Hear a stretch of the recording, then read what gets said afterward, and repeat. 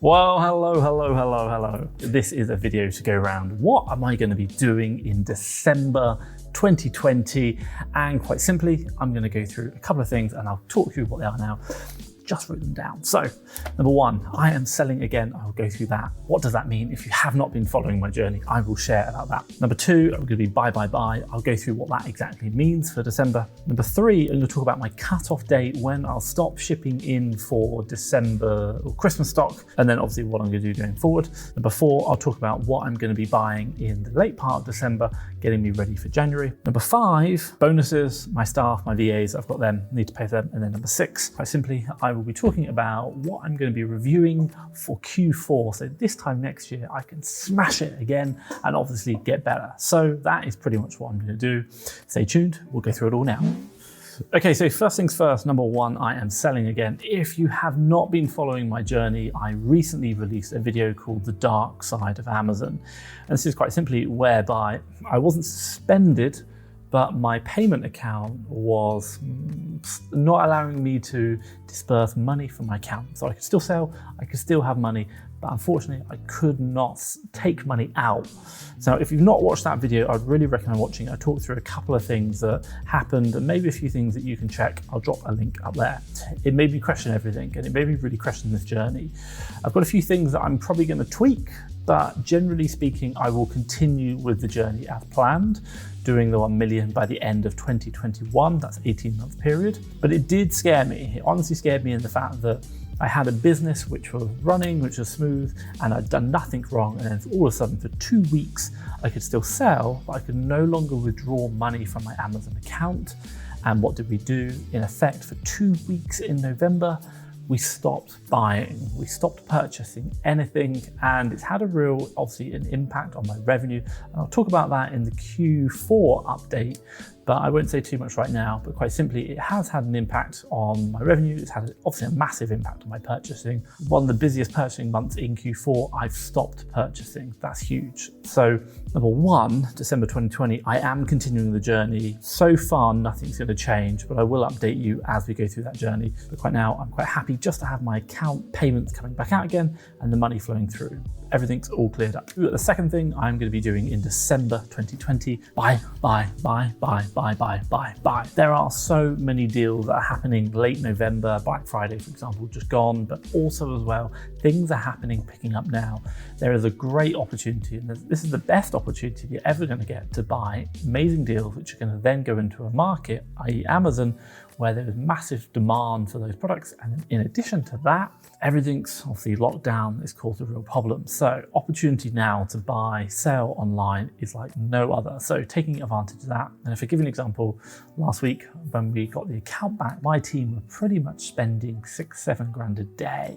It was insane. So as long as the money holds out, we're going to keep doing that. So keep going. Hopefully that's going to get me back on track. And for you, still a good opportunity to buy. Now, keep buying.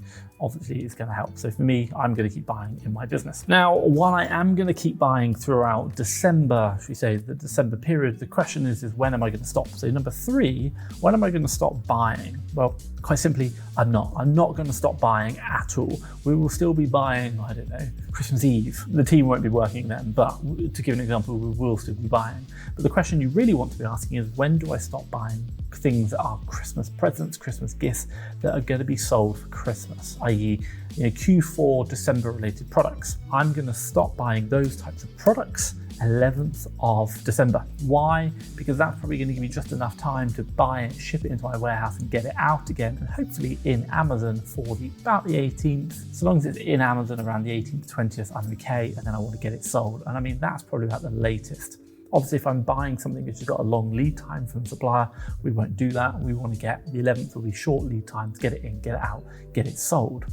But the one thing which I will add is I'm not going to stop buying. I'm just going to stop buying Christmas presents, Christmas toys, because that is going to be, that's the things that obviously are only going to sell in December. What I don't want to be doing is buying advent calendars on the 12th of December, thinking, and then obviously seeing they might sell in January. Some of them do, but generally they don't. So top tip, and about the 11th is when I will stop, but it's up to you.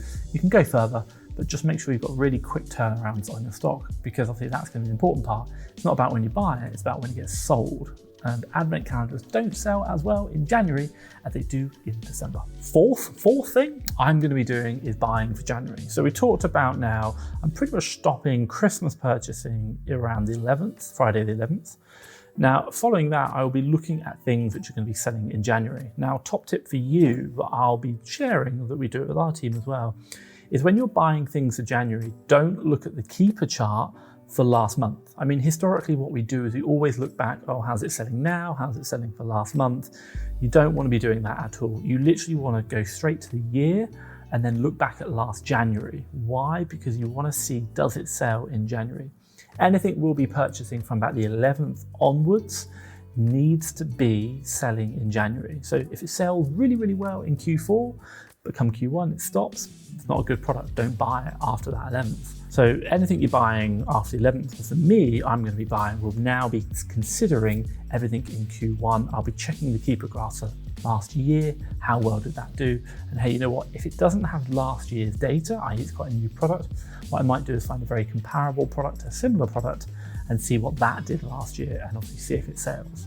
So again, advent calendar is probably not going to be the best idea, but things like gym equipment could be a great opportunity there. And obviously you've got household essentials, they are always going to be selling. So lots of opportunity there. And you know what? These opportunities present themselves in December very well during sales that you can buy for Christmas presents that obviously you can then hold on to Q1. They're going to fly out the door. So top tip there, watch the keeper graph for the previous year. And what I'll do is I'll share a link up there to some keeper training that I've done, which I think will really help you just understanding keeper, maybe if you're not 100%. So December is also as well my Christmas bonus time. This is a chance to recognize and reward the staff. And one couple of things that I'll do, and I did it last year, it was really nice. Number one, what I'm going to do is obviously pay the Christmas bonuses. I've got 30 VAs, so obviously my bonuses are going to be pretty big. Not so much my bonuses, but the whole bonus pot is going to be quite a substantial amount. But in addition to that, one extra thing I really like to do is I like to record a message to each individual VA, just to say a little bit, say thank you very much for your hard work, what they've done. If there's some things maybe they've added real value to the business that is very specific to them, I will really mention that. And I think that just goes a long way to, number one, building great company culture, and two, recognizing success. And hey, saying that this isn't just money, here you go, have money, is to say, actually, from us as a business owner, we really value them, we really appreciate them in our businesses, and we're looking forward, we're about recognizing the past, but also as well, we're looking forward to them adding more value, growing with us as a business in the years to come. So Christmas bonuses aren't just about paying money, it's about a chance to reflect, thank them for what's happened, but also as well to say, hey, I look forward to another fantastic year with you as part of that business, growing along with the business as well. So top tip there, record a video with your team. Going to make such a difference, and it builds a great culture, and we love having a great business. Okay, and number six, I think it's number six.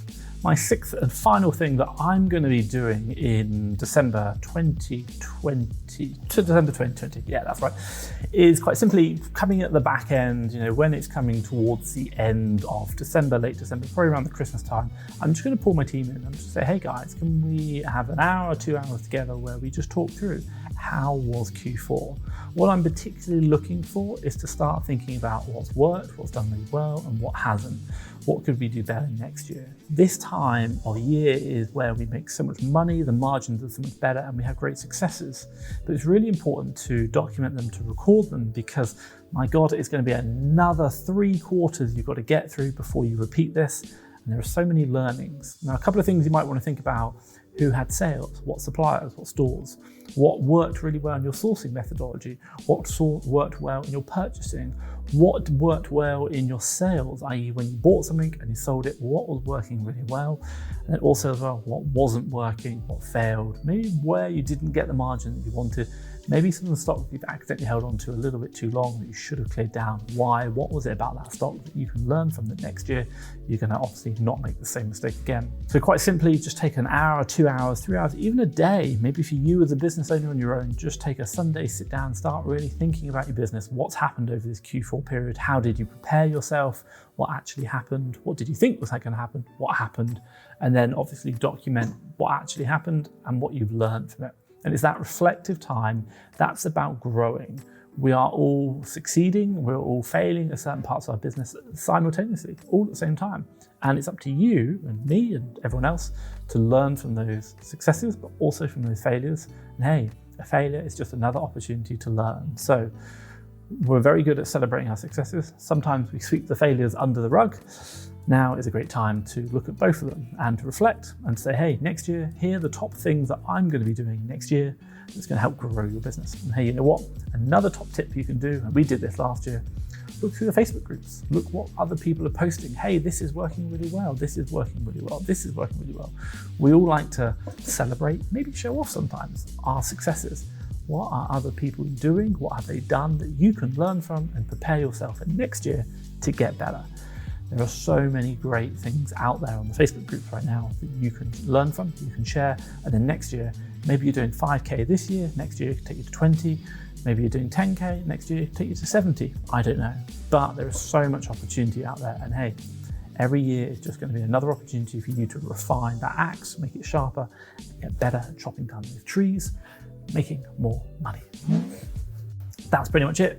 Q4 reflection, that is going to be a sixth and final thing that I will be doing in December 2020. So hopefully you've liked that. Give me a big thumbs up, smash it. In fact, hey, hit the subscribe button if you want to see more videos like this. And hey, any comments, any feedback, maybe you're doing something different in December, drop it down below. I'll get back to every single question that you've got, but I will leave you with a video of the dark side of Amazon. I think it was really interesting to watch, and I think it's just eye-opening. Remember, you've got one customer on Amazon. Be careful. It's a great opportunity. I'm never going to deny that, but just be careful. But from me, Thomas Parkinson, FastTrackFBA, thank you very much.